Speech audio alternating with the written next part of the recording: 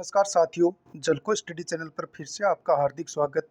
और राजस्थान के अंदर जो चतुर्थ श्रेणी कर्मचारी भर्ती परीक्षा जो होने वाली है, आज उसके लिए हम राजस्थान पॉलिटिकल के जितने भी PYQ क्वेश्चन है जो गत वर्ष एग्जाम में पूछे गए हैं और जो दिशा 2020 जो बुक आती है उसमें जितने भी टॉपिक पॉलिटिकल के जो दिए गए हैं चतुर्थ श्रेणी कर्मचारी भर्ती परीक्षा में, उन सभी टॉपिकों के क्वेश्चन जो गत वर्ष एग्जाम में आए हुए हैं उनकी हम व्याख्या सहित यानी कि पूरा पढ़ने वाले हैं। तो सर्वप्रथम मैं आपको बता देता हूं, इसके अंदर हम पढ़ेंगे, सर्वप्रथम पढ़ने वाले हैं हम संविधान को। सबसे पहले पढ़ेंगे संविधान, भारतीय संविधान को हम पढ़ेंगे और फिर संविधान के बाद में हम पढ़ेंगे यानी कि राज्यपाल, जिसके अंदर राज्य शासन एवं राजनीतिक, जिसमें राज्यपाल, मुख्यमंत्री, मंत्रिमंडल, विधानसभा, फिर न्यायपालिका, न्यायपालिका के अंदर यानी कि उच्च न्यायालय है, जिला न्यायालय है उनको, फिर राजस्थान का प्रशासनिक ढांचा जिसमें मुख्य सचिव और फिर जिला प्रशासन और सूचना का अधिकार, ये हम पढ़ने वाले हैं। और PYQ जो क्वेश्चन इस दिशा बुक में दिए गए हैं, दिशा जो 2020 जो बुक है इसमें जो दिए हुए हैं उनको हम व्याख्या सहित सोल्व करेंगे, उनको व्याख्या सहित हम सोल्व करेंगे। और वीडियो अच्छा लगे तो लाइक ज़रूर करना और चैनल पर भी नए हैं तो सब्सक्राइब कर लेना, क्योंकि इस चैनल पर आपको इसी प्रकार के वीडियो देखने को मिलेंगे। पहला मैं टॉपिक लेकर के चल रहा हूँ भारतीय संविधान, और इसमें जितने भी क्वेश्चन पूछे गए हैं इसमें भारत का जो संविधान है, संविधान का परिचय एवं आधारभूत लक्षण, पहला क्वेश्चन आपकी स्क्रीन पर। और पहला क्वेश्चन पूछा गया है, संविधान सभा की प्रथम बैठक कब हुई थी? ये देखो कितनी बार एग्जाम में पूछा गया क्वेश्चन है। ये हुई थी यानी कि 9 दिसंबर 1946 को। संविधान सभा की प्रथम बैठक कब हुई थी? 9 दिसंबर 1946 को हुई थी। तो आंसर सी राइट हो जाएगा। व्याख्या, संविधान सभा की प्रथम बैठक 9 दिसंबर 1946 को सबसे वयोवृद्ध सदस्य सच्चिदानंद सिन्हा को अध्यक्ष के रूप में यानी कि अस्थायी अध्यक्ष के रूप में चुना गया था। और ये बैठक नई दिल्ली स्थित कौंसिल चैम्बर के पुस्तकालय भवन में हुई थी। मुस्लिम लीग ने इसका बहिष्कार किया था। जो प्रथम संविधान की बैठक हुई थी 9 दिसंबर 1946 को, वो दिल्ली में हुई थी और दिल्ली में भी कौंसिल चैम्बर के पुस्तकालय भवन में हुई थी। मुस्लिम लीग ने इस बैठक का बहिष्कार किया था और अस्थायी अध्यक्ष के रूप में सच्चिदानंद को अध्यक्ष यानी कि अस्थायी अध्यक्ष के रूप में चुना गया था। नेक्स्ट, संविधान सभा के स्थायी सभापति थे, तो ये सभी को पता है। जो 11 दिसंबर 1946 को दूसरी बैठक हुई थी उसमें यानी कि स्थायी सभापति या अध्यक्ष जो चुने गए थे वो डॉक्टर राजेंद्र प्रसाद चुने गए थे। व्याख्या, 11 दिसंबर 1946 को डॉक्टर राजेंद्र प्रसाद को संविधान सभा का स्थायी अध्यक्ष चुना गया था। नेक्स्ट क्वेश्चन, अगला क्वेश्चन है, भारत की संविधान निर्मात्री सभा के उपाध्यक्ष कौन थे? यानी कि जो अध्यक्ष थे वो तो राजेंद्र प्रसाद थे, उपाध्यक्ष पूछा गया है तो वो थे HC मुखर्जी। कौन थे?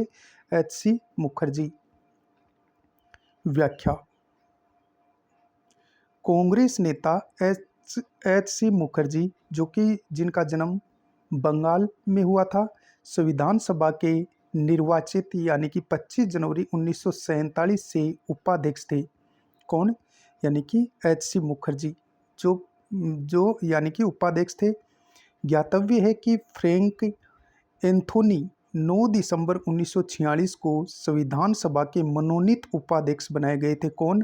फ्रैंक एंथोनी 9 दिसंबर 1946 को संविधान सभा के मनोनीत उपाध्यक्ष कौन बने थे? फ्रैंक एंथोनी, ध्यान में रखना है भाई।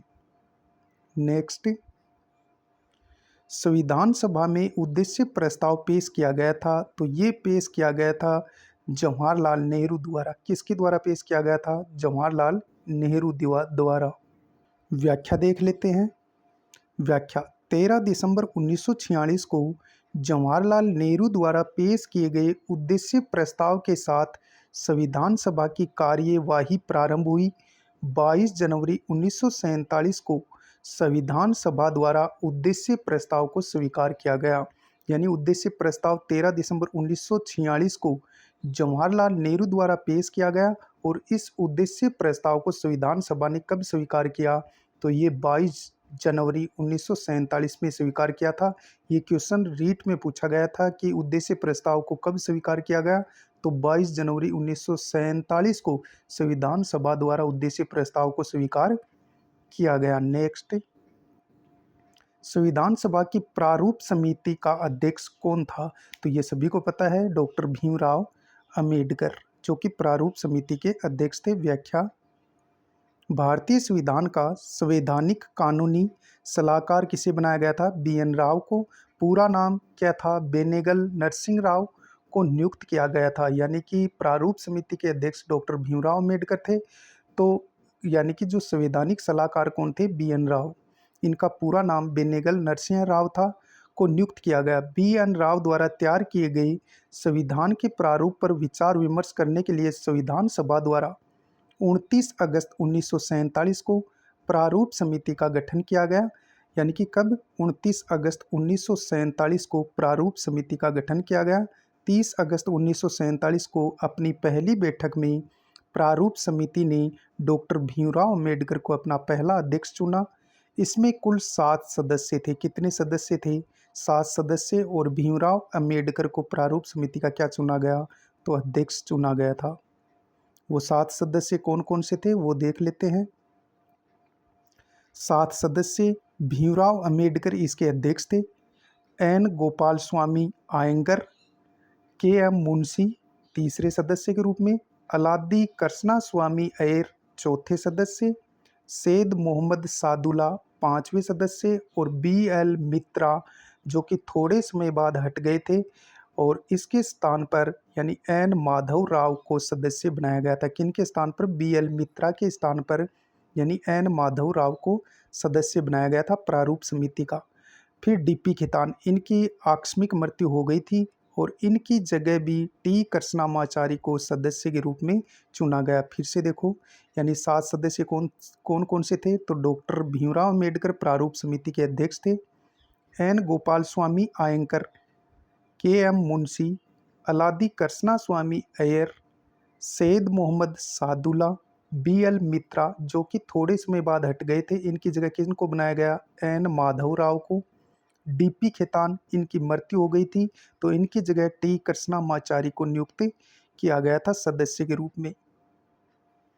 इस समिति के द्वारा ही संविधान के प्रारूप को अंतिम रूप से तैयार कर 21 फरवरी 1948 को पहली बार संविधान का प्रारूप प्रकाशित किया गया।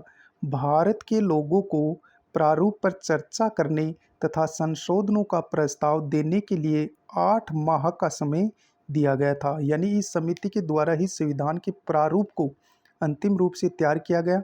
जो प्रारूप समिति थी इसके द्वारा 21 फरवरी 1948 को पहली बार संविधान का प्रारूप प्रकाशित किया गया था। कब? 21 फरवरी 1948 को। भारत के लोगों की प्रारूप पर चर्चा करने तथा संशोधन का प्रस्ताव देने के लिए 8 माह का समय दिया गया था भारतीय लोगों को। नेक्स्ट, अगला क्वेश्चन है अपना, निम्न में से कौन संविधान सभा की महिला सदस्य नहीं थी? जो प्रथम यानी कि जो संविधान सभा जो हुई थी इसमें महिला सदस्य टोटल 15 थी, तो इनमें कौन सी नहीं थी ये हमें पूछा गया है। तो देखते हैं। ऑप्शन ए दे रखा है सरोजनी नायडू, श्रीमती जी दुर्गाबाई देशमुख, विजय लक्ष्मी पंडित और नजमा हेपतुल्ला। तो नजमा हेपतुल्ला नहीं थी, बाकी सरोजनी नायडू, दुर्गाबाई देशमुख और विजय लक्ष्मी पंडित संविधान सभा की महिला सदस्य थी। व्याख्या, संविधान सभा की महिला सदस्य टोटल 15 थी, जिसमें कौन कौन है? अंबू स्वामीनाथन, दक्षिणानी वेलायुथन और बेगम एजाज रसूल, दुर्गाबाई देशमुख, हंसा जीवराज मेहता, कमला चौधरी, लीला राय, मालती चौधरी, पूर्णिमा बनर्जी, राजकुमारी अमृता कौर, रेणुका रे और सरोजनी नायडू, सुचिता कृपलानी, विजय लक्ष्मी पंडित, एनी मास्क्रीन। इसको ध्यान में रखना है भाई, बाकी नाम याद हो या नहीं हो लेकिन इसको ध्यान में रखना है। एनी मास्क्रीन ये क्या थी? ये देशी रियासतों की महिला प्रतिनिधि थी।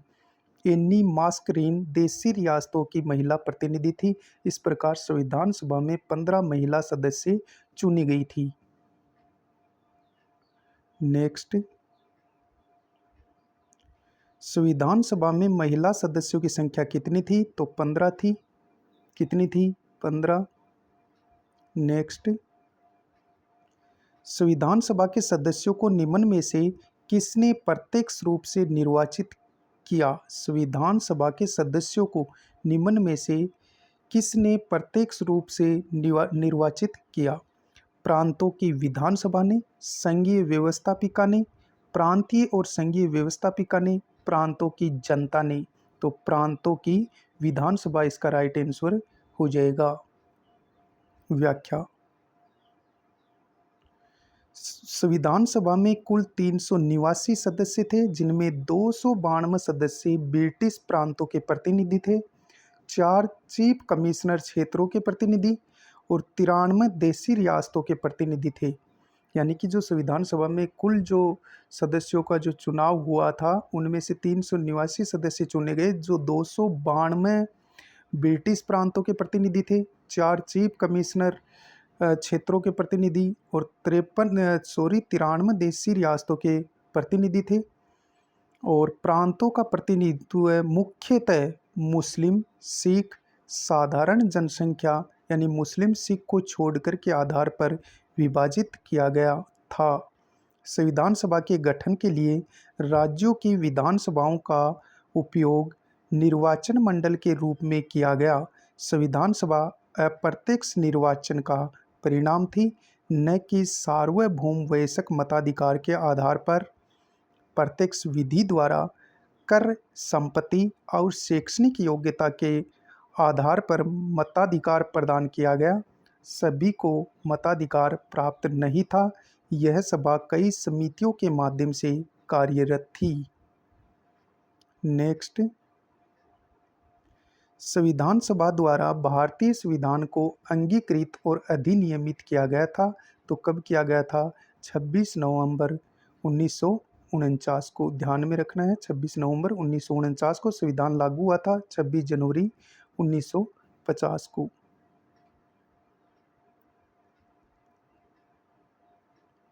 आगे देखते हैं, तो इसका राइट आंसर हो जाएगा यानी कि 26 नवंबर 1949। व्याख्या, संविधान सभा द्वारा 26 नवंबर 1949 ईस्वी मिति मार्गशीर्ष शुक्ला सप्तमी, इसको भाई ध्यान में रखना है। संविधान सभा द्वारा 26 नवंबर 1949 ईस्वी मिति मार्गशीर्ष शुक्ला सप्तमी संवत 2006 विक्रमी को संविधान को अंगीकृत, अधिनियमित और आत्मार्पित किया गया। भारत के संविधान का कुछ भाग 26 नवंबर 1949 को और शेष भाग 26 जनवरी 1950 को लागू हुआ। इसी दिन 26 जनवरी 1950 भारत को गणतंत्र घोषित कर प्रथम गणतंत्र दिवस मनाया गया था। तो भारतीय संविधान लागू हुआ था 26 जनवरी 1950 को, अधिकृत अधिनियमित किया गया 26 नवंबर 1949 को। नेक्स्ट, भारत का संविधान कब लागू हुआ था? तो ये लागू हुआ था 26 जनवरी 1950 को। और पूछा जाए कि भारतीय संविधान को अधिनियमित कब किया गया था? तो ये 26 नवंबर 1949 को। नेक्स्ट, भारत का संविधान पूर्ण रूप से तैयार हुआ था। तो ये कब तैयार हुआ था? 26 नवंबर 1949 को भारत का संविधान बनकर के तैयार हो गया था। लागू 26 जनवरी 1950 को किया गया। नेक्स्ट, भारतीय संविधान के जनक के रूप में किसे जाना जाता है? तो भारतीय संविधान का जो जनक था वो भीमराव अंबेडकर थे। ऑप्शन 4 अपना राइट आंसर हो जाएगा। व्याख्या, डॉक्टर भीमराव अंबेडकर भारतीय संविधान सभा के जनक एवं प्रमुख वास्तुकार माने जाते हैं। भीमराव अंबेडकर का जन्म दिवस यानी कि जन्म कब हुआ था? तो 14 अप्रैल 1881 को हुआ था। इस दिन अंबेडकर जयंती मनाते हैं। और भीमराव अंबेडकर की मृत्यु हुई थी 6 दिसंबर को, 6 दिसंबर 1956 को हुई थी। तो 6 दिसंबर को महापरिनिर्वाण दिवस मनाते हैं। 14 अप्रैल को अम्बेडकर जयंती मनाई जाती है। 6 दिसंबर को इनकी पुण्यतिथि यानी महान परिनिर्वाण दिवस मनाया जाता है। इनके द्वारा स्थापित प्रमुख संगठन यानी कि अम्बेडकर भीमराव अम्बेडकर द्वारा जो प्रमुख स्थापित प्रमुख जो संगठन थे वो कौन कौन से थे? इंडिपेंडेंट इंडिपेंडेंट लेबर पार्टी 15 अगस्त 1936 को गठन किया गया था। तो इसका गठन इंडिपेंडेंट लेबर पार्टी का गठन 15 अगस्त 1936 को किया गया था। दलित वर्ग एसोसिएशन का गठन अगस्त 1930 में किया था। और समता सैनिक संघ का गठन 13 मार्च 1927 को किया। और बहिष्कृत हितकारिणी सभा का गठन 26 जुलाई 1924 को किया था। ये भीमराव अंबेडकर द्वारा स्थापित जो संगठन थे वो कौन कौन से थे, फिर से देख लो। इंडिपेंडेंट लेबर पार्टी का गठन किया था भीमराव अंबेडकर द्वारा किया गया 15 अगस्त 1936 में। दलित वर्ग एसोसिएशन का गठन किया था भीमराव अंबेडकर ने अगस्त 1930 में। समता सैनिक संघ का गठन किया 13 मार्च 1927 में। और बहिष्कृत हितकारिणी सभा का गठन किया गया 20 जुलाई 1924 को। नेक्स्ट,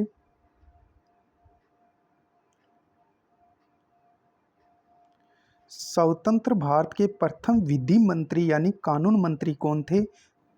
ऑप्शन दे रखे हैं, मौलाना आजाद, JL नेहरू, भीमराव अम्बेडकर, वल्लभ भाई पटेल। स्वतंत्र भारत के प्रथम विधि मंत्री कौन थे? तो डॉक्टर भीमराव अम्बेडकर। व्याख्या,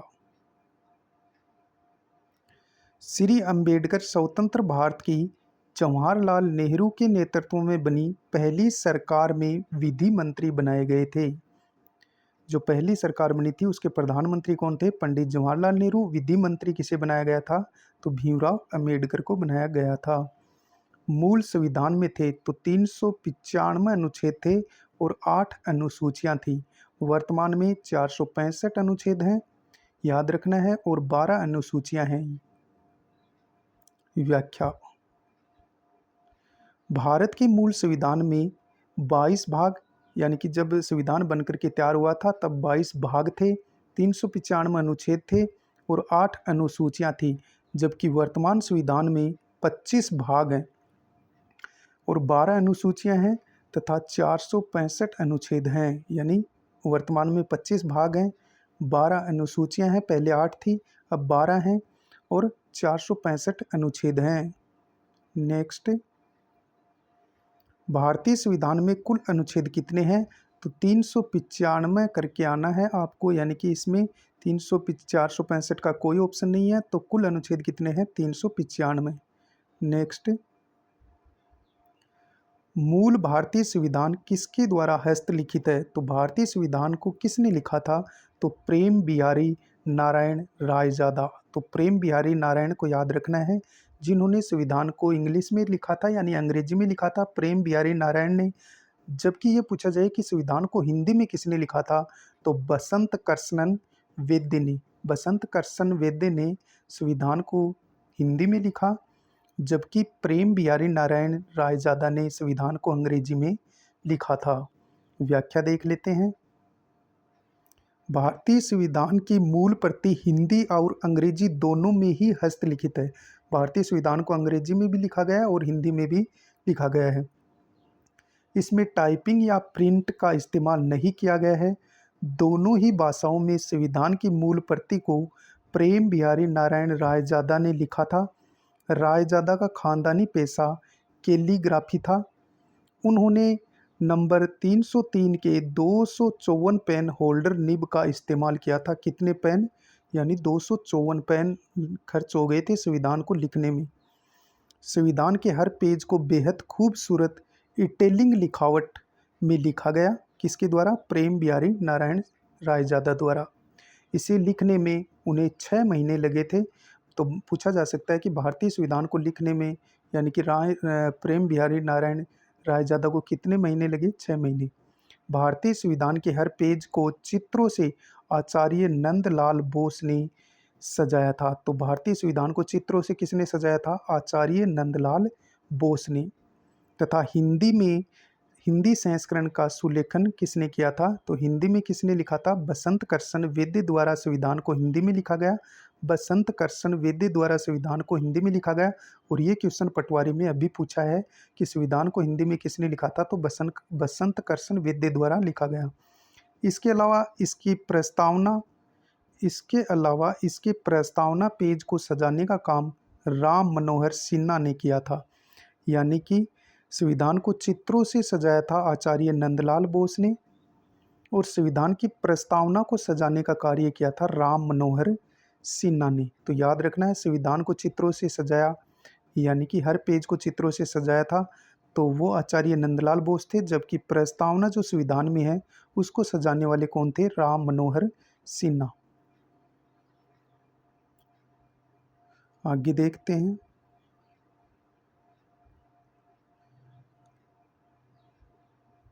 अगला क्वेश्चन स्क्रीन पर, अगला क्वेश्चन पूछा गया है, भारतीय संविधान के हिंदी संस्करण का सुलेखन किसके द्वारा किया गया था? तो अभी बताया था बसंत कर्षण वेद्य ने संविधान को हिंदी में लिखा था। नेक्स्ट, भारतीय संविधान में 9वीं अनुसूची परिवर्धित हुई है। यानी कि 9वीं अनुसूची कब जोड़ी गई? तो प्रथम संविधान संशोधन द्वारा जोड़ी गई। और यहाँ देखो लैंग्वेज को घुमा दिया गया कि भारतीय संविधान में 9वीं अनुसूची परिवर्धित हुई, यानी कि कब जोड़ी गई? तो ये प्रथम संविधान संशोधन द्वारा जोड़ी गई। वर्तमान में कुल 12 अनुसूचियां हैं। देखते हैं किस सूची में किसका वर्णन किया गया है। पहली अनुसूची किससे संबंधित है? राज्य व संघ राज्य क्षेत्र का इसमें वर्णन किया गया है। पहली अनुसूची में राज्य व संघ राज्य क्षेत्र का वर्णन किया गया है। दूसरी अनुसूची में याद रखना है जितने भी पदाधिकारी हैं उनके वेतन भत्तों का उल्लेख है। तीसरी अनुसूची में शपथ का उल्लेख है। तीसरी अनुसूची में शपथ का उल्लेख है। शपथ का उल्लेख है जिसमें व्यवस्थापिका सदस्य आ जाएंगे, मंत्री, नियंत्रण एवं महालेखा परीक्षक और न्यायाधीश आदि की शपथ का इसमें उल्लेख किया गया है। चौथी अनुसूची राज्यसभा के स्थानों का आवंटन है। चौथी अनुसूची में क्या है? राज्यसभा के स्थानों का आवंटन। पांचवी अनुसूची यानी अनुसूचित क्षेत्रों और जनजातियों से संबंधित, यानी कि पांचवी अनुसूची है वो जनजातियों से संबंधित है। छठी अनुसूची आपको ध्यान में रखनी है, इम्पोर्टेंट है, असम, मेघालय, त्रिपुरा और मिजोरम। असम, मेघालय, त्रिपुरा, मिजोरम राज्यों के जनजातीय क्षेत्रों के विशेष के में उपबंधित है। सातवीं अनुसूची में यानी कि विषयों से संबंधित संघ, राज्य और समवर्ती सूची का उल्लेख किया गया है सातवीं अनुसूची में, जिसे बोलूं कि शक्तियों का विभाजन। सातवीं अनुसूची। आठवीं अनुसूची जिसमें 22 भाषाओं का उल्लेख किया गया है। मूल संविधान में ध्यान रखना है 14 भाषाएं थी, वर्तमान में आठवीं अनुसूची में 22 भाषाओं को जोड़ दिया गया है।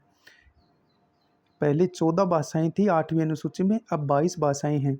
कौन कौन सी हैं? असमिया, बांग्ला, गुजराती, हिंदी, कन्नड़, कश्मीरी, मलयालम, मराठी, उड़िया, पंजाबी, संस्कृत, तमिल, तेलुगु तथा उर्दू। सिंधी को कब जोड़ा गया? 21वां संविधान संशोधन हुआ था 1967 में जोड़ा गया सिंधी को। और कोंकणी, नेपाली और मणिपुरी यानी नेम को याद रख सकते हैं। तो यानी कि नेम को यानी नेपाली, मैं से मणिपुरी और को से कोंकणी को कब जोड़ा गया? 1992 में जोड़ा गया था।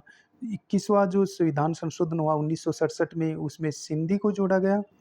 फिर यानी कि 1992 में यानी कि 71वां संविधान संशोधन हुआ था 1992 में, उसमें यानी कि मैथिली, डोगरी, मैथिली, बोडो, डोगरी और संथाली इसमें नेमकों को जोड़ा गया था। यानी कि 21वां संविधान संशोधन 1967 में हुआ जिसमें सिंधी को जोड़ा गया था, केवल एक को जोड़ा गया था। 21वां संविधान संशोधन 1967 में हुआ जिसमें सिंधी को जोड़ा गया। फिर 71वां संविधान संशोधन 1992 में हुआ था, इसमें कोंकणी, नेपाली और मणिपुरी को जोड़ा गया था।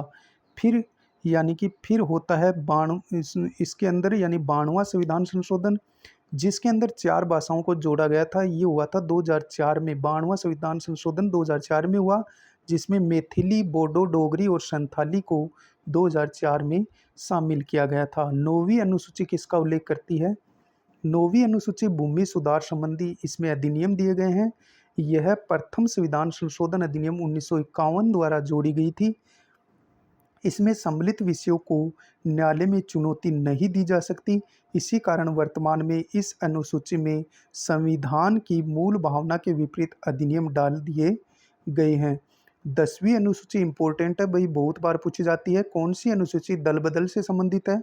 तो ये 10वीं अनुसूची। 11वीं अनुसूची में पंचायती राज है। 12वीं अनुसूची में नगर पालिका है। नेक्स्ट, भारत के संविधान में संघ सूची या सूची फर्स्ट किस अनुसूची में दी गई है? तो सूचियों का विभाजन यानी शक्तियों का विभाजन 7वीं अनुसूची में किया गया है। संघ सूची, राज्य सूची, समवर्ती सूची का भी हमने पढ़ा, उल्लेख किस में है? 7वीं अनुसूची में। नेक्स्ट, भारतीय संविधान की किस अनुसूची में भारत की राजभाषाओं को सूचीबद्ध किया गया है? तो 8वीं अनुसूची में कितनी भाषाएं हैं? वर्तमान में 22 हैं और मूल संविधान में कितनी थी? 14। नेक्स्ट, निम्नलिखित में से कौन सा कथन भारत के संविधान की 7वीं अनुसूची का सही वर्णन करता है? ऑप्शन ए दे रखा है, इसमें संविधान से मान्यता प्राप्त भाषाओं को शामिल किया गया है। नहीं, 8वीं अनुसूची में भाषाओं को सम्मिलित किया गया है। इसमें जनजातीय क्षेत्रों के प्रशासन के संबंध में प्रावधान है। नहीं किया गया, 5वीं अनुसूची में आएगा। यह संघ और राज्यों के बीच शक्तियों के वितरण की सूची देता है। बिल्कुल सत्य कथन है। तो यानी कि क्वेश्चन क्या पूछा गया है कि 7वीं अनुसूची में किसका वर्णन है? तो याद रखेंगे, संघ सूची, राज्य सूची और समवर्ती सूची यानी शक्तियों का विभाजन इसमें किया गया है। नेक्स्ट, अगला क्वेश्चन है, भारतीय संविधान की कौन सी अनुसूची दल बदल विरोधी कानून से संबंधित है? अभी बताया था, दल बदल विरोधी कानून से जो संबंधित अनुसूची है वो 10वीं अनुसूची है और 10वीं अनुसूची को जोड़ा गया था। 52वां संविधान संशोधन हुआ था 1985 में। नेक्स्ट, भारत के संविधान की 8वीं अनुसूची में अनुसूचित भाषाओं के सही समूह को पहचानने, यानी कि 8वीं अनुसूची में वर्तमान में 22 भाषाएं हैं। कौन सी भाषाएं संविधान की 8वीं अनुसूची में जोड़ी गई हैं? देखो, बांग्ला, अंग्रेजी नहीं है, संस्कृत है, फिर अंग्रेजी दे दिया, अंग्रेजी नहीं है और इसमें भी अंग्रेजी नहीं है। तो संथाली, हिंदी और संस्कृत को जोड़ा गया था 8वीं अनुसूची में। जो 22 भाषाएं हैं उनमें सम्मिलित है संथाली, हिंदी और संस्कृत। नेक्स्ट, भारतीय संविधान की 8वीं अनुसूची में कितनी भाषाओं का उल्लेख है? तो 8वीं अनुसूची में 22 भाषाओं का उल्लेख है। मूल संविधान में 14 भाषाओं का उल्लेख था। नेक्स्ट क्वेश्चन देखते हैं। नेक्स्ट क्वेश्चन,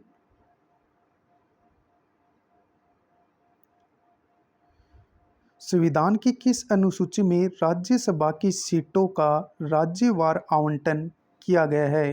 तो ये हो जाएगा आपकी, यानी कि चौथी जो अनुसूची है उसके अंदर राज्यसभा के सीटों का आवंटन किया गया है। नेक्स्ट, अगला क्वेश्चन देखो, संविधान के अनुसार भारत है तो भारत राज्यों का संघ है। संविधान के अनुसार भारत क्या है? राज्यों का संघ। व्याख्या देख लेते हैं। व्याख्या,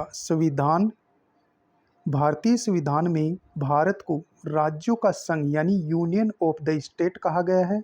इसमें संघ शब्द का कहीं भी प्रयोग नहीं किया गया है। तो याद रखना है कि भारतीय संविधान में संघ शब्द का प्रयोग कहीं भी नहीं किया गया है। हमारे संविधान को संविधान में इंडिया अर्थात भारत कह करके संबोधित किया गया है। नेक्स्ट,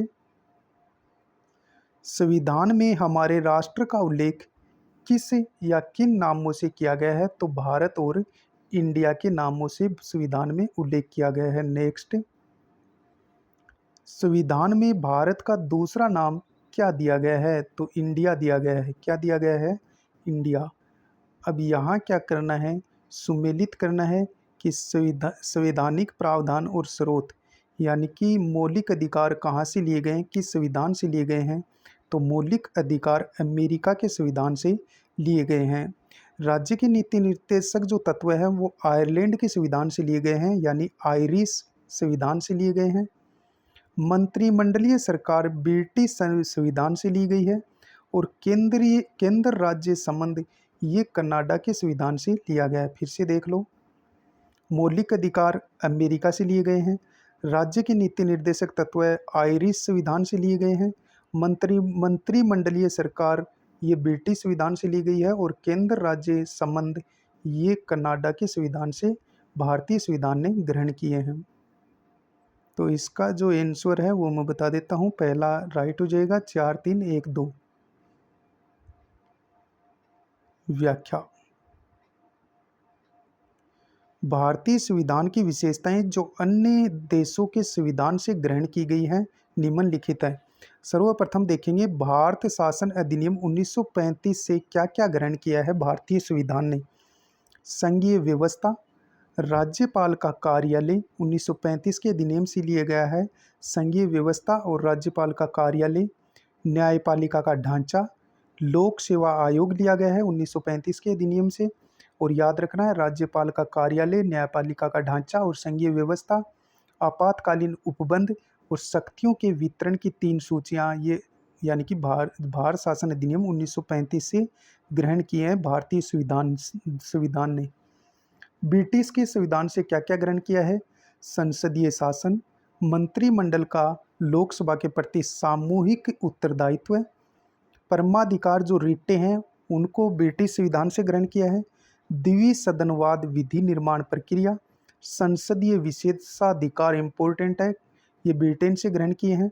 औपचारिक प्रधान के रूप में राष्ट्रपति, इकहरी नागरिकता और विधि का शासन, इकहरी नागरिकता भी ब्रिटिश संविधान से ली गई है और विधि का शासन भी भारतीय संविधान ने ब्रिटिश संविधान से ग्रहण किया है। अब देखो आयरलैंड के संविधान से क्या क्या ग्रहण किया गया है। राज्य के नीति निर्देशक तत्व आयरलैंड संविधान से लिए गए हैं। राष्ट्रपति की निर्वाचन पद्धति भी आयरलैंड के संविधान से ली गई है। राज्यसभा में मनोनीत जो सदस्य हैं उनका जो प्रावधान है वो भी आयरलैंड के संविधान से लिया गया है। आयरलैंड के संविधान से इम्पोर्टेंट है नीति निर्देशक तत्व है राष्ट्रपति की निर्वाचन पद्धति और राज्यसभा के मनोनीत सदस्य। ऑस्ट्रेलिया के संविधान से क्या क्या ग्रहण किया गया है। प्रस्तावना की भाषा, समवर्ती सूची, केंद्र एवं राज्य के बीच संबंध और शक्तियों का विभाजन ऑस्ट्रेलिया के संविधान से ग्रहण किया है। अमेरिका के संविधान से मौलिक अधिकार, उपराष्ट्रपति, सर्वोच्च न्यायालय का गठन एवं शक्तियां, स्वतंत्र न्यायपालिका, न्यायिक पुनरावलोकन, संविधान की सर्वोच्चता, निर्वाचित राष्ट्रपति एवं उस पर महाभियोग, उच्चतम एवं उच्च न्यायालयों में न्यायाधीशों को हटाने की विधि, वित्तीय आपात और हम भारत के लोग, ये अमेरिका से ग्रहण किए गए हैं। रूस के संविधान से क्या क्या ग्रहण किए गए हैं। मौलिक कर्तव्य, पंचवर्षीय योजना, प्रस्तावना में सामाजिक, आर्थिक और राजनीतिक जो न्याय हैं, यानी कि सामाजिक, आर्थिक और राजनीतिक जो न्याय के जो आदर्श हैं वो रूस के संविधान से लिए गए हैं। रूस के संविधान से क्या क्या ग्रहण किया। मौलिक कर्तव्य, पंचवर्षीय योजना, प्रस्तावना में सामाजिक, आर्थिक और राजनीतिक न्याय का आदर्श। कनाडा के संविधान से संघीय व्यवस्था, अवशिष्ट शक्तियाँ, 7वीं अनुसूची की सूचियाँ, केंद्र द्वारा राज्यपालों की नियुक्ति, ये प्रावधान भी कनाडा से लिया गया है। राज्यपाल की नियुक्ति जो की जाती है केंद्र सरकार द्वारा, ये प्रावधान भी कनाडा के संविधान से लिया गया है। संघीय व्यवस्था, अवशिष्ट शक्ति, 7वीं अनुसूची की जो सूचियाँ हैं वो केंद्र द्वारा राज्यपालों की नियुक्ति का प्रावधान कनाडा के संविधान से लिया गया है।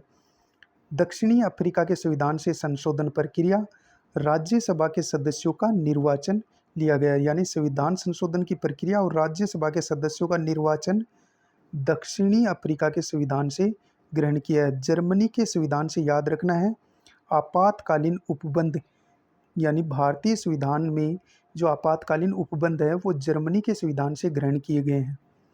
फ्रांस के द्वारा गणतंत्र, स्वतंत्रता, समता और बंधुता के जो आदर्श हैं वो ग्रहण किए गए हैं।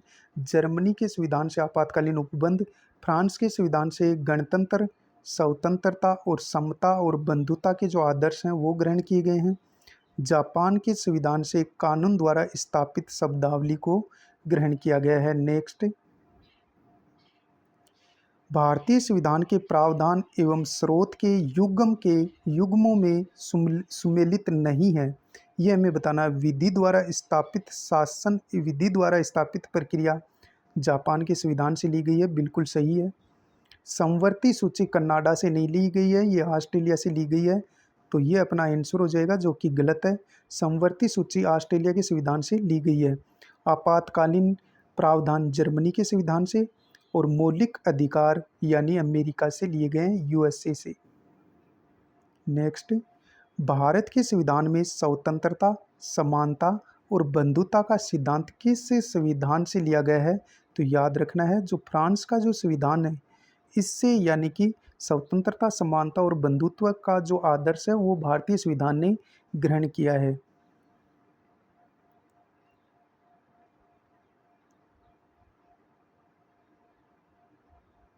नेक्स्ट, तो इसका आंसर हो जाएगा फ्रांस के संविधान से। अगला क्वेश्चन बहुत बार एग्जाम में रिपीट हुआ है। भारतीय संविधान की समवर्ती सूची की अवधारणा किस देश के संविधान से प्रेरित है? यानी समवर्ती सूची का जो प्रावधान है, समवर्ती सूची किस संविधान से ली गई है? तो ऑस्ट्रेलिया का जो संविधान है उससे, उसमें से यानी कि उसमें जो समवर्ती सूची है वहाँ से यानी कि भारतीय संविधान ने ग्रहण की है। तो भारतीय संविधान में समवर्ती सूची की अवधारणा किस देश के संविधान से प्रेरित है? ऑस्ट्रेलिया के संविधान से। सुमेलित करना है सूची 1 को 2 में, यानी एक तरफ है भारतीय संविधान के प्रावधान और विदेशी संविधानों से जो ग्रहण किए गए हैं वो हमें बताने हैं। देखो, विधि निर्माण की प्रक्रिया, तो ये ब्रिटिश जो संविधान है उससे ग्रहण की गई है विधि निर्माण की प्रक्रिया। न्यायिक पुनरावलोकन की जो शक्ति है वो अमेरिका के संविधान से। स्वतंत्रता, समता का जो सिद्धांत है ये फ्रांस के संविधान से लिया गया है, और अवशिष्ट शक्तियाँ कनाडा के संविधान से ली गई हैं। तो इसमें अपना उत्तर हो जाएगा पहले में दूसरा, यानी कि अपना इसमें उत्तर है सेकंड का। तो ये देख लेते हैं, यानी विधि निर्माण की प्रक्रिया ब्रिटिश संविधान से, न्यायिक पुनरावलोकन अमेरिका से, स्वतंत्रता समानता के सिद्धांत फ्रांस का संविधान, और अवशिष्ट शक्तियां कनाडा के संविधान से ली गई है। आंसर 2 राइट हो जाएगा। नेक्स्ट, भारतीय संविधान में संघ में अवशिष्ट शक्तियां निहित किसके या किसका अनुसरण किया गया है? यानी अवशिष्ट शक्तियों का प्रावधान भारतीय संविधान ने किससे ग्रहण किया है? तो इसका उत्तर हो जाएगा कनाडा की जो प्रणाली है उससे ग्रहण की गई है अवशिष्ट शक्तियां। नेक्स्ट क्वेश्चन, भारतीय संविधान की कौन सी विशेषता अमेरिका के संविधान से ली गई है? राष्ट्रपति का महाभियोग, बिल्कुल लिया गया है। सुदृढ़ केंद्रीय व्यवस्था के साथ संघवाद, ये कनाडा के संविधान से लिया गया है, तो ये तो नहीं है। उपराष्ट्रपति का पद और न्यायपालिका की स्वतंत्रता, ये भी यानी अमेरिका के संविधान से ग्रहण की है। तो अमेरिका के संविधान से क्या क्या ग्रहण किया गया है? राष्ट्रपति पर महाभियोग की प्रक्रिया, और उपराष्ट्रपति का पद अमेरिका के संविधान से लिया गया है, और न्यायपालिका की स्वतंत्रता अमेरिका के संविधान से ली गई है। लेकिन सुदृढ़ केंद्रीय व्यवस्था के साथ संघवाद कनाडा के संविधान से ग्रहण किया है। नेक्स्ट, भारतीय संविधान की विशेषता एवं उनके विदेशी स्रोत को सुमेलित कीजिए। संघीय प्रणाली अभी बताया था कनाडा के संविधान से, उपराष्ट्रपति का पद संयुक्त राज्य अमेरिका से, समवर्ती सूची ऑस्ट्रेलिया से, और संसदीय विशेषाधिकार ब्रिटेन से ग्रहण किए गए हैं। ऑप्शन 4 अपना राइट हो जाएगा, मिला सकते हैं। संघीय प्रणाली कनाडा से, फिर देखो बी में 4 है, उपराष्ट्रपति का पद संयुक्त राज्य अमेरिका से, समवर्ती सूची ऑस्ट्रेलिया से, और संसदीय विशेषाधिकार ब्रिटेन से ग्रहण किए हैं। नेक्स्ट, भारतीय संविधान में न्यायिक पुनरावलोकन की अवधारणा को अपनाया गया है। तो ये अमेरिका के संविधान से न्यायिक जो पुनरावलोकन की जो प्रक्रिया भारतीय संविधान ने ग्रहण की है वो अमेरिका के संविधान से ग्रहण की है। नेक्स्ट, भारतीय संविधान की विशेषता एवं उनके विदेशी स्रोत को सुमेलित कीजिए। राज्य के नीति निर्देशक जो तत्व हैं वो कहाँ से लिए गए हैं? तो वो सभी को पता है, यानी किससे लिए गए हैं? वो लिए गए हैं आयरलैंड के सिद्धांत से। आयरलैंड का जो आयरलैंड है वहाँ से ग्रहण किए हैं राज्य के नीति निर्देशक तत्व। यहाँ सुमेलित करना है अपन को, तो इसके अंदर यानी कि सुमेलित सुमेलित कीजिए, यानी कि कौन सा सही है ये बताना है। तो राज्य के नीति निर्देशक तत्व तो आयरलैंड से लिए गए हैं, तो ये तो गलत हो गया। संघीय प्रणाली कनाडा से ली गई है, अमेरिका से नहीं, ये भी गलत है। केंद्र में अवशिष्ट शक्तियां, ये कनाडा के संविधान से ली गई है, बिल्कुल सही है। मौलिक कर्तव्य कहाँ से लिए गए हैं, रूस से लिए गए हैं, जापान से नहीं, तो ये भी गलत है। तो उत्तर हो जाएगा केंद्र में अवशिष्ट शक्तियां कनाडाई संविधान से ग्रहण की गई है। नेक्स्ट, भारतीय संविधान में विधि का शासन विचार कहाँ से लिया गया है, तो ये इंग्लैंड के संविधान से लिया गया है। नेक्स्ट, किस देश के संविधान से मौलिक कर्तव्यों को लिया गया है, तो मौलिक कर्तव्य कहाँ से लिए गए हैं, यूएसएसआर, यूएसएसआर यानी रूस से लिए गए हैं, याद रखना है।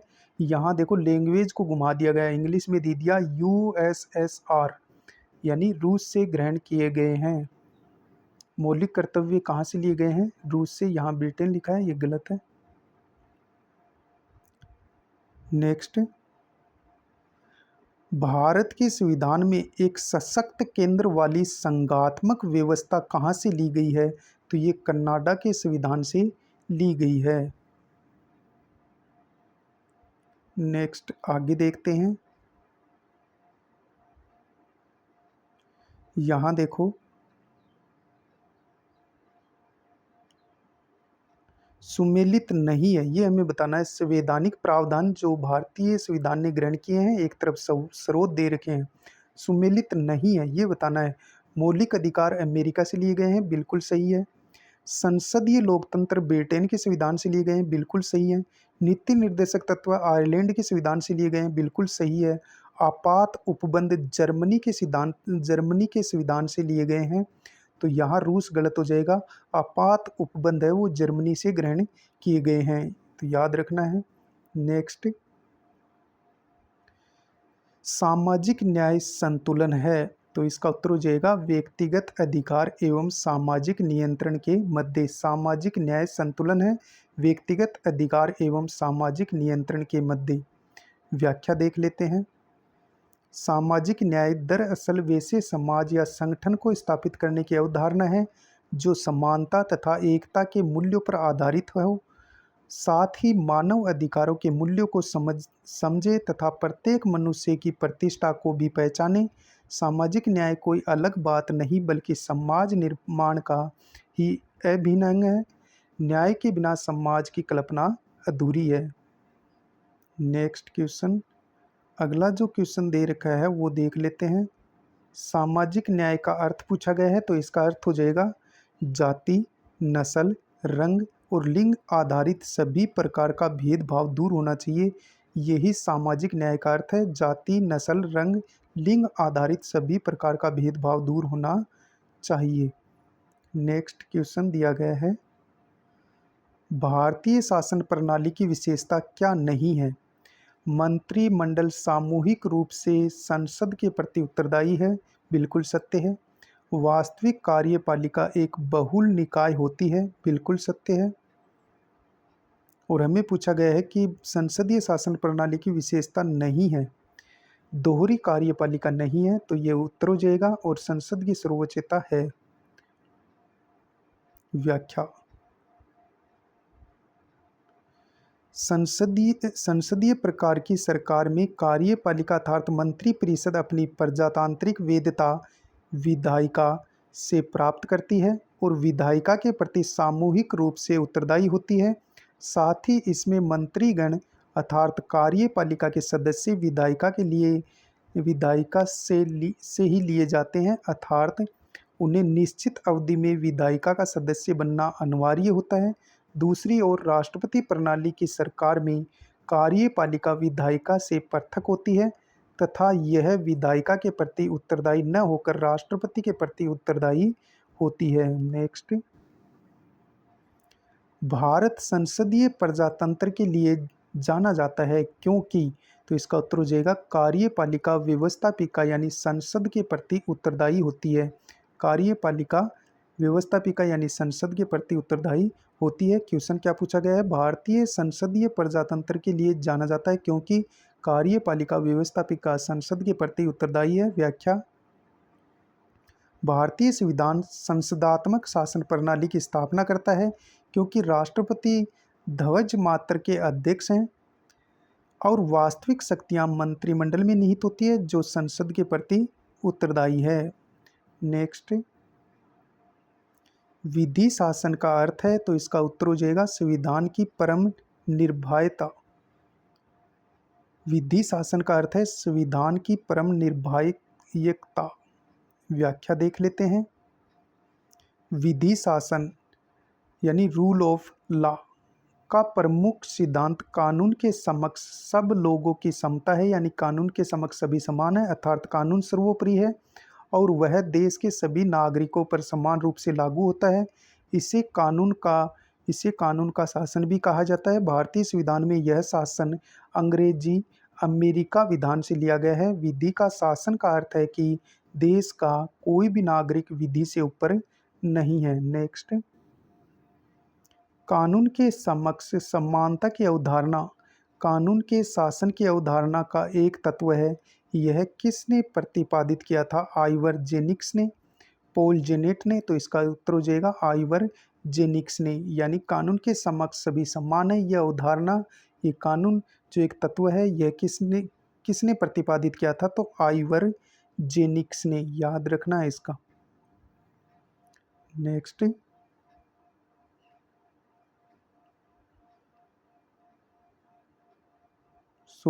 इसका उत्तर होगा एवी डाइसी। इसका उत्तर एवी डाइसी होगा। क्वेश्चन फिर से देखो भाई, आइवर जेनिक्स नहीं होगा।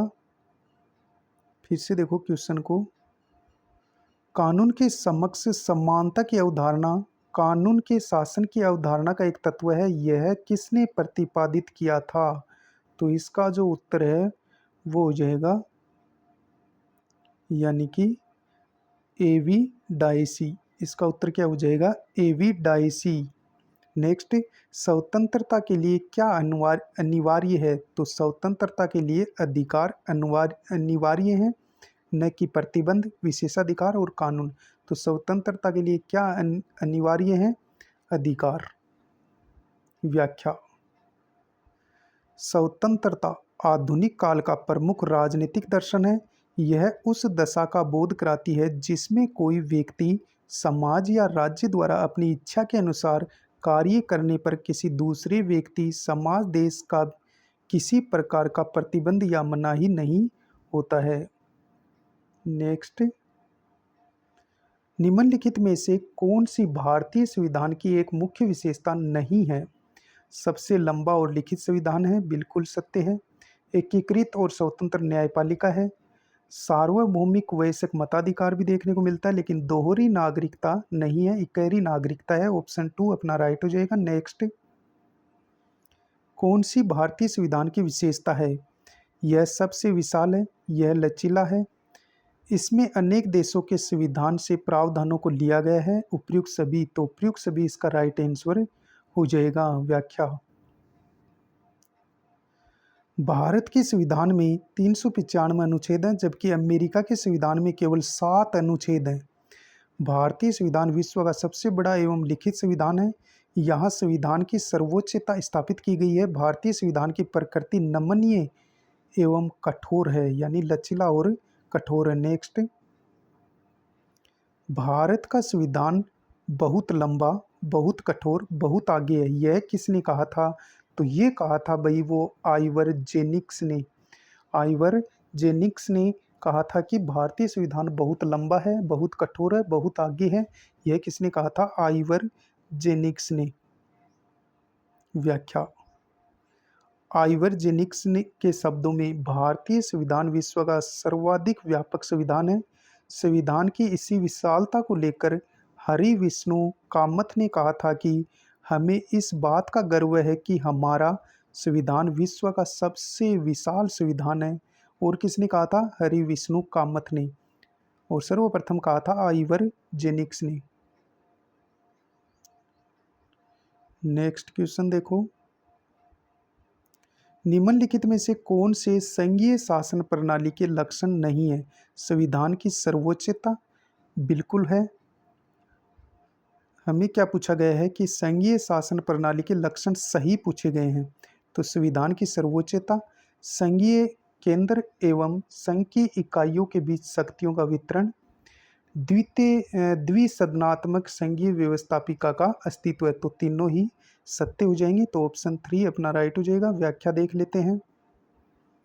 भारतीय संविधान के वे तत्व हैं जो शासन व्यवस्था को संघात्मक रूप प्रदान करते हैं। लिखित, निर्मित और कठोर संविधान, संविधान की सर्वोच्चता, शक्तियों का विभाजन, न्यायपालिका की स्वतंत्रता। किंतु इसमें कुछ ऐसे तत्व भी हैं जिससे इसका सुझाव एकात्मक शासन की ओर स्पष्ट होता है, जैसे इकहरी नागरिकता, इकहरी न्यायपालिका, अखिल भारतीय सेवाएं, राष्ट्रपति द्वारा राज्यों के राज्यपालों की नियुक्ति, संसद द्वारा राज्यों के नाम, क्षेत्र तथा सीमाओं में परिवर्तन आदि।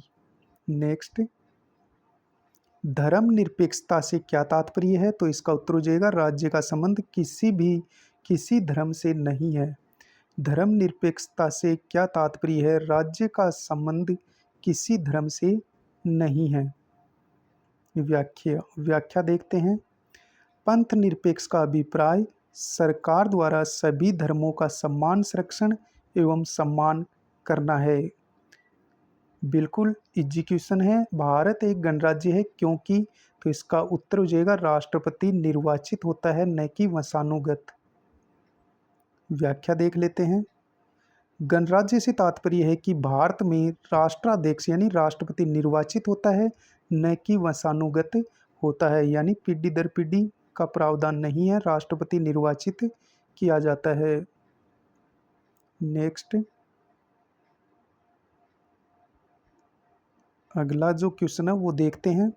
भारत के संविधान की प्रस्तावना में दिए गए आश्वासनों का सही क्रम बताना है। यानी भारतीय संविधान की प्रस्तावना में जो दिए गए आश्वासन हैं उनका सही क्रम हमें बताना है। तो सही क्रम क्या हो जाएगा? पहले आएगा न्याय, फिर स्वतंत्रता, फिर समता, फिर बंधुत्व है। तो इसको आप याद रख सकते हैं। पहले न्याय आता है, देखो न्याय आ गया, स आता है स्वतंत्रता आएगा, फिर स पूरा है समता, और बंधुता अंत में आएगा। तो यानी भारतीय संविधान की जो प्रस्तावना में जो आश्वासन जो हैं उनका सही क्रम क्या हो जाएगा? न्याय, स्वतंत्रता, समता और बंधुता। ऑप्शन 3 अपना राइट हो जाएगा। व्याख्या, प्रस्तावना क्या है? प्रस्तावना वो देख लो। हम भारत के लोग भारत को एक संप्रभुत्व संपन्न समाजवादी हम भारत के लोग भारत को एक संप्रभुत्व संपन्न समाजवादी पंथ निरपेक्ष लोकतांत्रिक समाजवादी पंथ निरपेक्ष लोकतांत्रिक गणराज्य बनाने के लिए तथा उसके समस्त नागरिकों को सामाजिक, आर्थिक, राजनीतिक न्याय, विचार, अभिव्यक्ति, विश्वास, धर्म और उपासना की स्वतंत्रता, प्रतिष्ठा और अवसर की समानता प्राप्त करने के लिए तथा उन सब में व्यक्ति की गरिमा और राष्ट्र की एकता और अखंडता सुनिश्चित करने वाली बंधुता बढ़ाने के लिए दृढ़ संकल्प होकर अपनी इस संविधान सभा में आज तारीख 26 नवंबर 1949 ईस्वी मिति मार्गशीर्ष शुक्ला सप्तमी संवत 2006 विक्रमी को एतद द्वारा इस संविधान को अंगीकृत अधिनियमित आत्मार्पित करते हैं। नेक्स्ट, भारत के संविधान की प्रस्तावना में शब्द यानी कि जो सोशलिस्ट है यानी समाजवादी और धर्मनिरपेक्ष किस संशोधन द्वारा जोड़े गए? भारत के संविधान की प्रस्तावना में समाजवादी और धर्मनिरपेक्ष किस संविधान संशोधन द्वारा जोड़े गए? तो 42वां संविधान संशोधन 1976 में हुआ था, उसमें जोड़े गए थे।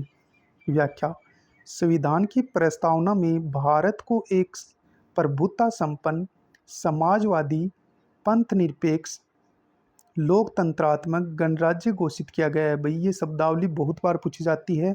पहले आपको पंथ निरपेक्ष लिख देंगे, फिर समाजवादी, तो इनको क्रमवाइज ध्यान में रखना है। तो संविधान की प्रस्तावना में यानी कि भारत को एक संप्रभुत्व संपन्न समाजवादी पंथ निरपेक्ष लोकतांत्रिक गणराज्य घोषित किया गया। ध्यातव्य है कि मूल संविधान की प्रस्तावना में समाजवादी, अखंडता और पंथ निरपेक्ष शब्द नहीं थे। इन्हें 42वें संविधान संशोधन 1976 द्वारा जोड़ा गया है। नेक्स्ट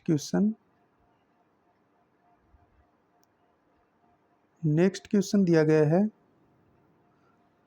भारतीय संविधान का कौन सा भाग व्यापार और वाणिज्य से संबंधित है? तो इसका उत्तर हो जाएगा भाग यानी कि भाग 13। ऑप्शन ए इसका राइट हो जाएगा। तो भारतीय संविधान में भी भाग 22 हैं, ये यहाँ दिए गए हैं। मूल संविधान में 8वीं अनुसूची और 22 भाग 395 अनुच्छेद थे, जो बढ़ करके वर्तमान में 12 अनुसूचियाँ 25 भाग 465 अनुच्छेद हो गए हैं। परंतु ये अनुच्छेद सभी मूल अनुच्छेदों के साथ उपखंड अर्थात क, ख, ग आदि के रूप में जुड़े हुए हैं। तो इसमें भी भाग को आप याद कर सकते हैं। यहाँ अपन देखते हैं भाग 1 में क्या दिया गया है, संघ राज्य क्षेत्र। भाग 2 में दिया गया है नागरिकता। भाग 3 में मौलिक अधिकार हैं। भाग 4 में नीति निर्देशक तत्व हैं। भाग 4 क में मौलिक कर्तव्य हैं। और भाग 1 याद रखना है संघ राज्य क्षेत्र से है। भाग 2 नागरिकता, भाग 3 मूल अधिकार, भाग 4 नीति निर्देशक तत्व, भाग 4 क मौलिक कर्तव्य, भाग 5 में संघ सरकार है, भाग 6 में राज्य सरकारें हैं, भाग 7 में यानी कि पहली अनुसूची यानी कि इसमें भाग 7 में पहली अनुसूची के भाग ख के राज्य यानी 7वें संशोधन 1956 द्वारा निश्चित यानी कि इसमें अनुसूचियां हैं। भाग 8 में संघ व राज्य क्षेत्र है। भाग 9 में पंचायतें हैं। भाग 9 क में नगर निगम। भाग 10 में अनुसूचित और जनजाति क्षेत्र। भाग 11 में संघ राज्य संबंध है। भाग 12 वित्त संपत्ति सुविधाएं और वाद हैं। ये आ गया भाग 13। भाग 13 में देखो क्वेश्चन में भी यही पूछा गया था, भाग 13 किससे संबंधित है? तो भारत के राज्य क्षेत्र के भीतर व्यापार, वाणिज्य और समागम से संबंधित है। भाग 14 संघ और राज्यों के अधीन सेवाएं यानी लोक सेवा और राज्य जो सेवाएं हैं, राज्य लोक सेवा, वो भाग 14 में आएगा। इंपॉर्टेंट अभी राज्य लोक सेवा आयोग किस भाग में है? भाग 14। फिर भाग 15 याद रखेंगे, निर्वाचन है इसमें। भाग 16 अनुसूचित जाति, अनुसूचित जनजाति, अन्य पिछड़ा वर्ग और आंगल से संबंधित विशेष प्रावधान है। भाग 17 को याद रखना है, इसमें राजभाषा का उल्लेख है, जिसमें संघ भाषा, क्षेत्रीय भाषाएं, सर्वोच्च न्यायालय की भाषा और विशेष निर्देशक सिद्धांत है। 18 पूछा जा सकता है, आपात उपबंध भारतीय संविधान के कौन से भाग में है? तो भाग 18 में। भाग 19 प्रकीर्णन से संबंधित है। भाग 20 संविधान संशोधन से संबंधित है। भाग 20 भी पूछा गया है, संविधान संशोधन से संबंधित है। भाग 18 आपात उपबंध ध्यान में रखना है। भाग 21 अस्थायी संक्रमणकालीन और विशेष उपबंध है। भाग 22 संक्षिप्त नाम, हिंदी में प्राधिकृत पाठ और निरसन। आगे देखते हैं अगला क्वेश्चन, भारतीय संविधान के किस भाग में नागरिकता संबंधी प्रावधान किए गए हैं? प्रावधान उल्लेखित हैं। तो भाग 2 में। संघ और राज्य भाग 1 में है। भाग 2 में नागरिकता, भाग 3 में मौलिक अधिकार, भाग 4 में नीति निर्देशक तत्व, भाग 4 क में मौलिक कर्तव्य आ जाएंगे, भाग 5 में संघ सरकार, भाग 6 में राज्य सरकार। इस प्रकार ध्यान में रखना है। नेक्स्ट क्वेश्चन, भारतीय संविधान का कौन सा भाग राज्यों में शासन के बारे में है? तो राज्यों में जो शासन का उल्लेख है वो भाग 6 में है। भाग 5 में यानी केंद्र का जो शासन है उसका उल्लेख है। नेक्स्ट, कौन सा एक युग्म भारतीय संविधान के अनुसार गलत है? भाग 2 नागरिकता से है, बिल्कुल सत्य है। भाग 4 ए मौलिक कर्तव्य है, बिल्कुल सत्य है। भाग 4 राज्य के नीति निर्देशक तत्व हैं, बिल्कुल सत्य हैं। भाग 9 केंद्र शासित प्रदेश नहीं है, तो ये गलत हो जाएगा। नेक्स्ट, कौन सा कथन गलत है? संविधान के भाग 6 में अनुच्छेद 152 से अनुच्छेद 237 शामिल हैं। भाग 6 मुख्य रूप से राज्य सरकार पर केंद्रित है, ये सत्य है। ये भी सत्य है, संविधान के भाग 6 में अनुच्छेद 152 से 237 यानी राज्यपाल से और 237 यानी कि आपके हाई कोर्ट से संबंधित है। तो ये शामिल है, बिल्कुल सही है। राज्य सरकार आएंगी भाग 6 में। भाग 6 मुख्य रूप से राज्य सरकार पर केंद्रित है। भाग 6 आगे 6 अध्यायों में विभक्त है, ये कथन भी सत्य है। और चौथा कथन अपन देखते हैं इसमें, भाग 7 केंद्र प्रदेश से संबंधित है, तो ये कथन अपना गलत हो जाएगा भाई, तो उत्तर चौथा हो जाएगा। नेक्स्ट, भारतीय संविधान के कौन से भाग में संघ एवं राज्य के प्रशासनिक संबंध वर्णित हैं? भारतीय संविधान के कौन से भाग में संघ एवं राज्य के प्रशासनिक संबंध वर्णित हैं? तो भाग 11 और अध्याय 2 में राज्य और संघ के प्रशासनिक संबंधों का उल्लेख भाग 11 और अध्याय 2 में किया गया है, ये इसका उत्तर हो जाएगा। नेक्स्ट, भारतीय संविधान के किन अनुच्छेदों में भाग 5 का प्रावधान है? तो इसका उत्तर हो जाएगा अनुच्छेद 52 से 78 तक। व्याख्या, यानी कि भारतीय संविधान के किन अनुच्छेदों में भाग 5 का प्रावधान है? अनुच्छेद 52 से 78 राष्ट्रपति का उल्लेख है। भाग 5 संघ सरकार का उल्लेख है, जिसमें अनुच्छेद 52 से 151 के अध्याय 1 अनुच्छेद 52 से 78 कुल 27 अनुच्छेद में कार्यपालिका उल्लेखित है। नेक्स्ट, भारतीय संविधान के भाग 5 के अध्याय 1 में कुल कितने अनुच्छेद हैं? तो 27 अनुच्छेद हैं। भारतीय संविधान के भाग 5 अध्याय 1 में कुल कितने अनुच्छेद हैं? 27। अगला अपना टॉपिक आ गया अभी, यानी कि राजस्थान के संदर्भ में अपन पढ़ने वाले हैं राज्य शासन एवं राजनीतिक, जिसके अंदर राज्यपाल, मुख्यमंत्री और विधानसभा को अपन पढ़ेंगे। विधान परिषद राजस्थान में नहीं है। पहला क्वेश्चन, भारतीय संविधान का कौन सा अनुच्छेद उपबंध करता है कि प्रत्येक राज्य के लिए एक राज्यपाल होगा? तो अनुच्छेद 153 ये उपबंध करता है कि प्रत्येक राज्य में एक राज्यपाल होगा। व्याख्या देख लेते हैं। अनुच्छेद 153 प्रत्येक राज्य में एक राज्यपाल होगा या दो से अधिक राज्यों के लिए एक राज्यपाल हो सकता है। यह व्यवस्था 7वें संविधान संशोधन 1956 की धारा 6 द्वारा जोड़ा गया है कि दो से अधिक राज्यों में एक राज्यपाल हो सकता है। 7वें संविधान संशोधन 1956 की धारा 6 में ये प्रावधान किया गया है। नेक्स्ट, किस संविधान संशोधन के तहत एक ही व्यक्ति को दो से अधिक राज्यों का राज्यपाल बनाया जा सकता है? किस संविधान संशोधन के तहत एक ही व्यक्ति को दो से अधिक राज्यों का राज्यपाल बनाया जा सकता है? तो 7वां संविधान संशोधन 1956 द्वारा। नेक्स्ट, राजस्थान की कार्यपालिका का संवैधानिक प्रमुख कौन होता है? तो ये राज्यपाल होता है। वास्तविक प्रमुख पूछा जाए तो मुख्यमंत्री आएगा। संवैधानिक प्रमुख राज्यपाल होता है। व्याख्या, राज्यपाल वस्तुतः राज्य की कार्यपालिका का संवैधानिक प्रधान होता है।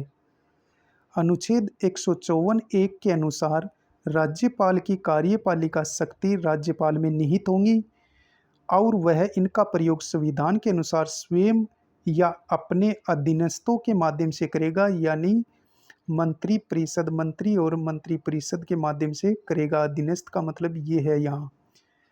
नेक्स्ट, संविधान के अनुच्छेद 155 के तहत राज्यपाल की नियुक्ति कौन करता है? तो राष्ट्रपति करता है। कौन करता है? राष्ट्रपति करता है भाई। राज्यपाल की नियुक्ति अनुच्छेद 155 राष्ट्रपति करता है।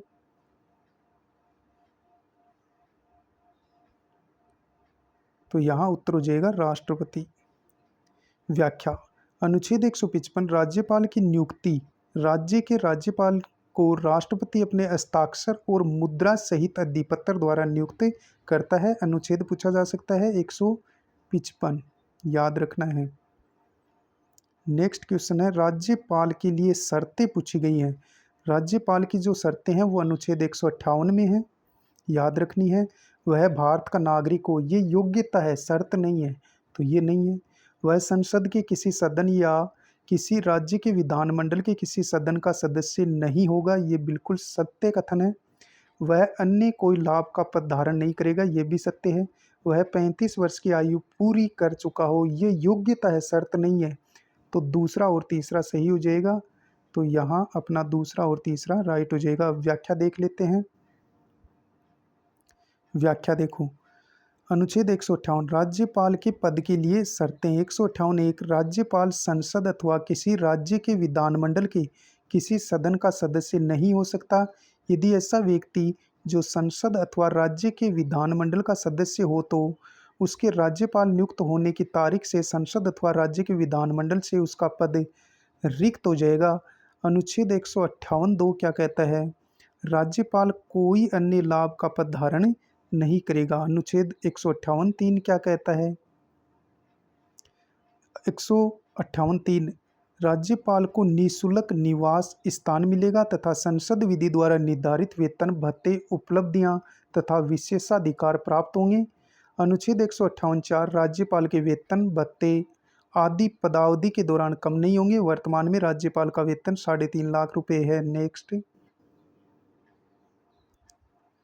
राज्यपाल द्वारा अध्यादेश जारी करने से संबंधित शक्तियों का वर्णन संविधान के किस अनुच्छेद में है? तो 213 के तहत राज्यपाल अध्यादेश जारी करता है। व्याख्या देख लो।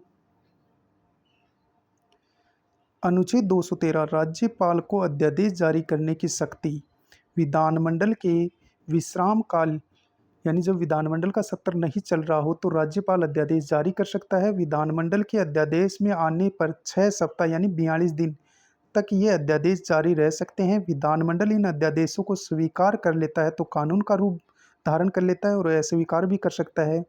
अस्वीकार कर सकता है इसे किसी न्यायालय में चुनौती नहीं दी जा सकती। वही नेक्स्ट, राज्य महाधिवक्ता व राज्य लोक सेवा आयोग के अध्यक्ष व सदस्यों की नियुक्ति कौन करता है? तो राज्यपाल करता है। कौन करता है? राज्यपाल करता है। व्याख्या में क्या दिया गया है वो भी देख लेते हैं। व्याख्या, राज्यपाल राज्य महाधिवक्ता राज्य लोक सेवा आयोग के अध्यक्ष और सदस्यों, राज्य निर्वाचन आयुक्त, राज्य वित्त आयोग के जो अध्यक्ष उनकी नियुक्ति करता है। इसके अलावा राज्य पोषित विश्वविद्यालयों के कुलपति, अन्य आयोगों के अध्यक्ष, सदस्यों की नियुक्ति राज्यपाल करता है। नेक्स्ट, कौन सा पद राजस्थान के राज्यपाल द्वारा सुशोभित नहीं है? राजस्थान राज्य के संवैधानिक प्रमुख होते हैं, राज्य विश्वविद्यालयों के कुलपति होते हैं, अध्यक्ष रेड क्रॉस सोसाइटी राजस्थान के अध्यक्ष होते हैं, अध्यक्ष अरावली प्रबंधन बोर्ड के नहीं होते। तो ऑप्शन 4 अपना राइट हो जाएगा। व्याख्या देखो। राजस्थान के राज्यपाल विधानसभा द्वारा पारित विविध प्रावधानों व कृत्यों के अनुसार निम्नलिखित अतिरिक्त जिम्मेदारी रखते हैं। अध्यक्ष राज्यपाल किन किन का अध्यक्ष होता है? राज्य सैनिक बोर्ड, राजस्थान राज्य सैनिक बोर्ड के अध्यक्ष होते हैं। राजस्थान के पूर्व सैनिकों के हितलाभों के लिए समेकित निधि की प्रबंधन समिति के अध्यक्ष पश्चिमी क्षेत्र सांस्कृतिक केंद्र उदयपुर के अध्यक्ष होते हैं। संरक्षक होते हैं स्काउट गाइड राजस्थान के संरक्षक होते हैं। अध्यक्ष भारतीय रेड क्रॉस सोसाइटी के अध्यक्ष होते हैं। राज्यपाल स्टेट ब्रांच राजस्थान के विश्वविद्यालयों के कुलपति होते हैं। नेक्स्ट, राजस्थान में राज्यपाल कुलाधिपति होते हैं। सभी राज्य विश्वविद्यालयों राज्य में स्थित केंद्रीय विश्वविद्यालयों के नहीं होते भाई, तो पहला गलत हो जाएगा। तो इसका जो राइट आंसर है वो हो जाएगा सभी राज्य विश्वविद्यालयों की। व्याख्या देख लो। राज्यपाल राज्यों के विश्वविद्यालयों का कुलाधिपति होता है, वह राज्य के विश्वविद्यालयों के कुलाधिपतियों की नियुक्ति करता है। नेक्स्ट, राजस्थान के वे राज्यपाल जिनका कार्यकाल के दौरान निधन हुआ था। देखो SK सिंह हैं यानी शैलेंद्र सिंह हैं, श्रीमती प्रभा राव यानी एकमात्र महिला राज्यपाल जिनका पद पर रहते हुए निधन हुआ 2010 में। SK सिंह का निधन हुआ था 2009 में और निर्मल चंद जैन का निधन हुआ था 2003 में और दरबारा सिंह जो सर्वप्रथम जिनका निधन हुआ था 1998 में। दरबारा सिंह ऐसे राज्यपाल जिनका यानी कि सर्वप्रथम निधन हुआ था पद पर रहते हुए। दरबारा सिंह, फिर आएंगे निर्मल चंद जैन, फिर SK सिंह। ये जो चारों राज्यपाल हैं इनका पद पर रहते हुए निधन हुआ था। तो उत्तर 1 2 3 चारों सही हो जाएंगे। व्याख्या, प्रभा राव चौथी ऐसी राज्यपाल हैं जिनका राजस्थान के राज्यपाल पद पर रहते हुए निधन 26 अप्रैल 2010 को हुआ। इससे पूर्व दरबारा सिंह का 1998 में, निर्मल चंद जैन का 2003 में, एस के सिंह का निधन 2009 में हुआ था। नेक्स्ट, राजस्थान में जब पहली बार राष्ट्रपति शासन लगाया गया तब राज्यपाल कौन थे? तो संपूर्णानंद थे। कौन थे? संपूर्णानंद। व्याख्या देख लो। व्याख्या, चुनाव में दुविधापूर्ण स्थिति यानी अस्पष्ट बहुमत के कारण पहला राष्ट्रपति शासन लगाया गया 13 मार्च 1967 से 26 अप्रैल 1967 तक। डॉक्टर संपूर्णानंद के कार्यकाल में ये लगाया गया था और यानी कि 13 मार्च 1967 राजस्थान के प्रथम बार राष्ट्रपति शासन 13 मार्च 1967 से 26 अप्रैल 1967 को लागू हुआ था, जो सरदार हुकुम सिंह के कार्यकाल में इसको हटाया गया बाद में। नेक्स्ट, निम्न में से राजस्थान राज्य की प्रथम महिला राज्यपाल कौन थी? तो कौन थी? प्रतिभा पाटिल थी, जो 2004 में बनी और 2007 तक ये राज्यपाल रही थी। व्याख्या में देख लो। प्रतिभा पाटिल राज्य की पहली महिला राज्यपाल बनी थी, जो 2004 में बनी और 2007 में इन्होंने त्यागपत्र दिया था राष्ट्रपति चुनाव के लिए। नेक्स्ट, निम्नलिखित में से राज्य का वास्तविक कार्यपालिका प्रधान कौन होता है? तो मुख्यमंत्री होता है। व्याख्या, राज्य के स्तर पर मुख्यमंत्री की स्थिति वैसी है जैसी केंद्र स्तर पर प्रधानमंत्री की है। वस्तुतः शासन संचालन का प्रमुख कर्ता धर्ता वही होता है। मंत्री परिषद का मुखिया होने के नाते समस्त सत्ता उसी में अंतर्निहित होती है। नेक्स्ट, मुख्यमंत्री की नियुक्ति भारत के संविधान के किस अनुच्छेद के अंतर्गत होती है? तो अनुच्छेद 164। व्याख्या, अनुच्छेद 164 मंत्रियों के बारे में अन्य उपबंध। अनुच्छेद 164(1) मुख्यमंत्री की नियुक्ति राज्यपाल करेगा तथा अन्य मंत्रियों की नियुक्ति मुख्यमंत्री की सलाह पर राज्यपाल द्वारा की जाएगी। मंत्री राज्यपाल के प्रसाद पर्यंत अपने पद पर बने रहेंगे। नेक्स्ट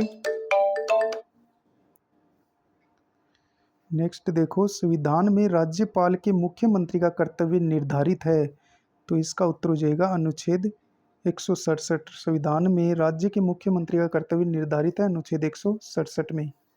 व्याख्या, अनुच्छेद 167 मुख्यमंत्री के कर्तव्य व राज्यपाल को प्रशासन संबंधी निर्णयों तथा विधि निर्माण से संबंधित मंत्री परिषद के निर्णयों के संबंध में संसूचित करे। राज्यपाल प्रशासन संबंधी जानकारी मांग सकता है मुख्यमंत्री से अनुच्छेद 167 के तहत।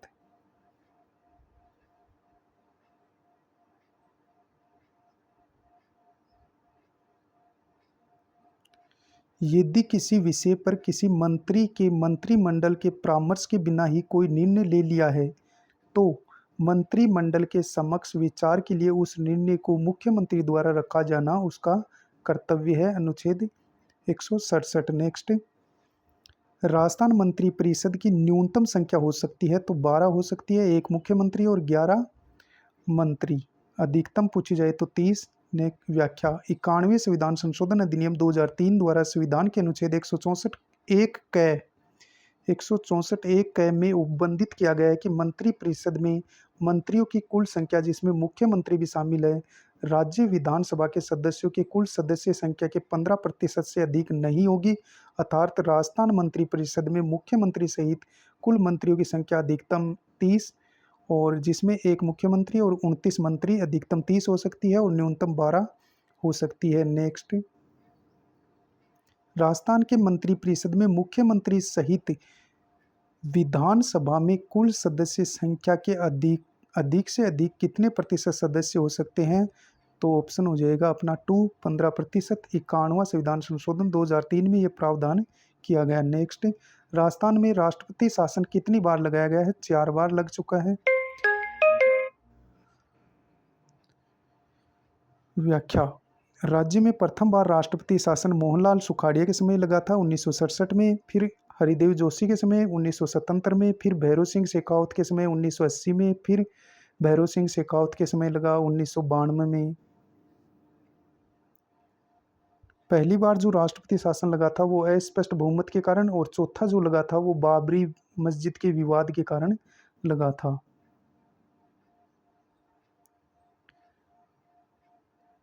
अगला क्वेश्चन है अपना,